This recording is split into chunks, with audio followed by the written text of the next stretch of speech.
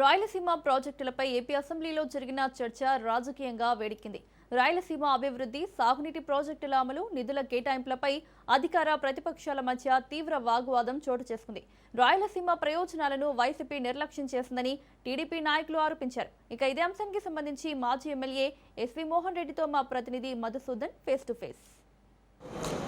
AP అసెంబ్లీలో రాయలసీమ ప్రాజెక్టులపై వేడిగా చర్చ జరిగింది. ఇటు వైఎస్ఆర్సీపీ నుంచి అటు టీడీపీ నుంచి రాయలసీమ ద్రోహులు మీరంటూ అసెంబ్లీ వేదికగా చర్చలు కూడా జరపడం కూడా జరిగింది. ఇక ఇదే అంశానికి సంబంధించి మనతో మాట్లాడేందుకు కర్నూలు మాజీ ఎమ్మెల్యే ఎస్వి మోహన్ రెడ్డి ఉన్నారు. సార్ చెప్పండి, ఈ ప్రాజెక్టులపైన రాయలసీమ ద్రోహులు మీరంటూ అనుకోవడం జరిగింది. అసలు వాస్తవం ఏంటి? రాజశేఖర రెడ్డి గారు జలయజ్ఞం స్టార్ట్ చేసినాకనే ఏదైనా రాయలసీమలో ప్రాజెక్టులు అంటూ మొదలు కావడం జరిగింది.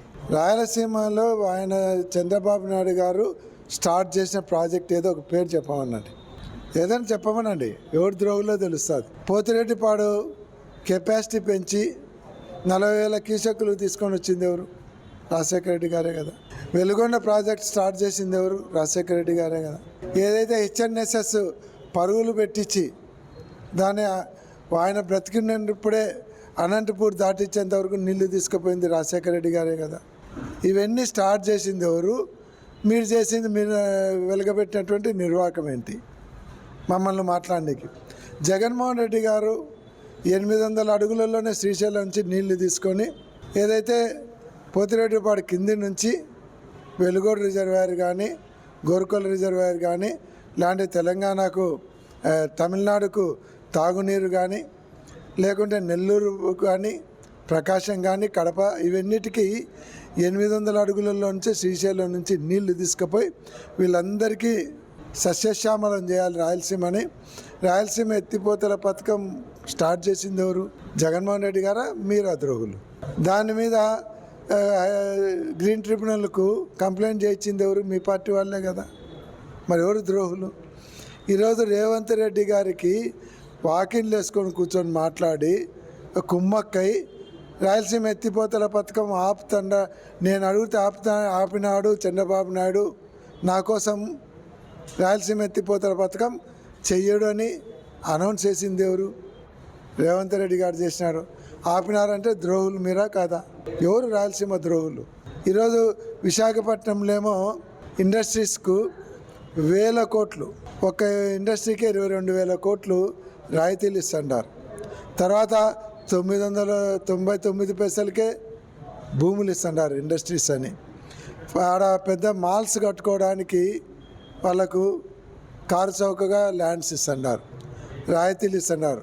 అమరావతిలో ఫ్యాక్టరీలు పెడతా ఉంటే రాయితీలు ఇస్తున్నారు. కడప జిల్లాలో ఉన్నటువంటి ఉక్కు ఫ్యాక్టరీకి రాజశేఖర రెడ్డి గారు ఉన్నప్పుడు మొదలుపెట్టినటువంటి ఉక్కు పరిశ్రమకు ఎందుకు మీరు రాయితీలు ఇవ్వలేకంటారు? రాయలసీమ ద్రోహులు మీరా, వైసీపీ వాళ్ళ? చెప్పండి, మీరు ద్రోహులు కాదా? ఇన్ని ఎగ్జాంపుల్స్ చెప్పినాను, మీరు ఒక ఎగ్జాంపుల్ చెప్పండి. రాయలసీమ ద్రోహులు ఎవరు? గుండ్రేవులకు వచ్చి ఫౌండేషన్ స్టోన్ వేసి దాన్ని అతి పట్టించుకుంది ఎవరు? ఆ రోజు ఫౌండేషన్ స్టోన్ వేసింది చంద్రబాబు నాయుడు గారు వచ్చి వేసిపోయినారు కదా. ఈరోజు రేవంత్ రెడ్డి గారు ఉన్నారు కదా ముఖ్యమంత్రిగా, మీ శిష్యుడే కదా. ఆయనతో మాట్లాడి ఆ గుండ్రేవుల ప్రాజెక్టు ముందర తీసుకుపోవచ్చు కదా. 2 సంవత్సరాలు అయింది. రాయలసీమ ద్రోహులు ఎవరు? మాట చెప్పి తప్పి మోసం చేస్తుండేది ఎవరు? మీరా, మేమా? ప్రజలకు తెలుసు రాయలసీమ ద్రోహులు ఎవరో. అందుకే పోతిరెడ్డిపాడు కాడ మేము మీటింగ్ పెడితే పర్మిషన్ ఇవ్వకుండా రైతులు ఒకటే చోట సంఘటితం అయితే పోరాటం చేస్తారని పర్మిషన్ లాస్ట్ మూమెంట్లు ఇచ్చిన రాయలసీమ ద్రోహులు ఎవరు? మీరా, మేమా? ఇన్ని రకాలుగా ఎగ్జాంపుల్స్ ఉన్నాయి ఎవరు ద్రోహులు అనేది. అది మీరే నిర్ణయించుకోండి, నేను చెప్పాల్సిన పని. ఏదైతే రాయలసీమ ద్రోహులు ఎవరనేది ప్రజలే నిర్ణయిస్తారని చెప్తున్నారు. దివంగత ముఖ్యమంత్రి రాజశేఖర రెడ్డి ఏర్పాటు చేసిన ప్రాజెక్టులన్నీ ఇప్పుడు రాయలసీమ సస్యశ్యామలం అవుతుందని చెప్తున్న పరిస్థితి అయితే నెలకొంది. వీడియో జర్నలిస్ట్ శివశంకర్తో మధు, రాజ్ న్యూస్, కర్నూలు నుంచి.